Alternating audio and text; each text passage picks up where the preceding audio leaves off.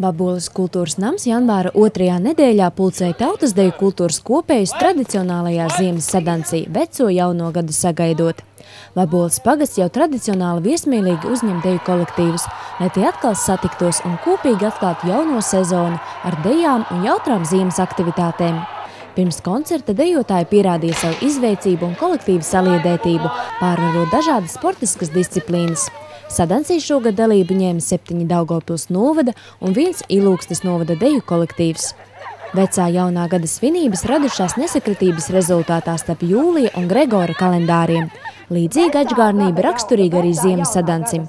Tas ir pasākums, kurā skatītāji ir ieņemši vietu uz skatuves, savukārt dejotāji skatītāju zālē. Skatītāji tika priecēti ar jau zināmām dejām, un arī ar jaunievedumiem no nākamajiem vispārējiem dziesmu un deju svētkiem. Par piedalīšanos deju kolektīvu ziemas sadancī Daugavpils novada kultūras pārvaldes vadītāja Ināra Mukāne pasniedza pateicības rakstus Ilūgstes 1. vidusskolas jauniešu deju kolektīvam un Ilūgstes novada kultūras centra kolektīvam Ance, Līksnes pagasta kultūras nama vidējās paaudzes deju kolektīvam Daugaviņa, Vaboles kultūras nama jauniešu deju kolektīvam Aisma, Daugavpils novada kultūras centra tautas deju ansamblim un vidējās paaudzes deju kolektīvam Līksme, Nīcgales pagasta tautas nama vidējās paaudzes deju kolektīvam Lakši un šī gada jaunpienācējiem Maļinovas jauniešu deju kolektīvam. Tāpat paldies tika teikts visu kolektīvu vadītājām Anitai Meikšānai, Vilmai Tēraudai, Anitai Šalkovskai, Aijai Daugalei un Antrai Jurģelānai.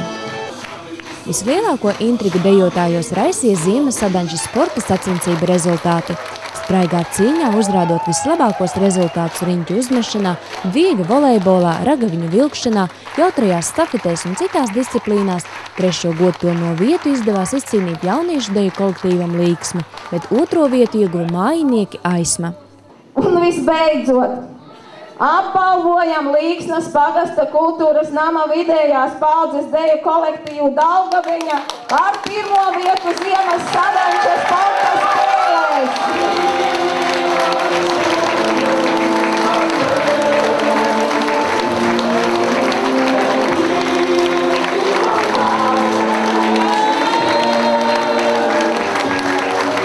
Tā jau teicu, šis te ir 1. kauzs, bet viņš ir arī vienīgais, jo viņš ir ceļojošais. Nākošajā gadā Daugaviņai jābrauc šur par visu kausu un nikni jācīnās, lai viņu aizstāvētu. Un visiem pārējiem jācīnās, lai viņu tomēr dabūtu savā īpašumā. Bet tas ir par nākošo gadu. Tagad laikam jāsaka, ka ziemas sadancis ir beidzies un uz tikšanos Vabolē vasaras svētku sadancī.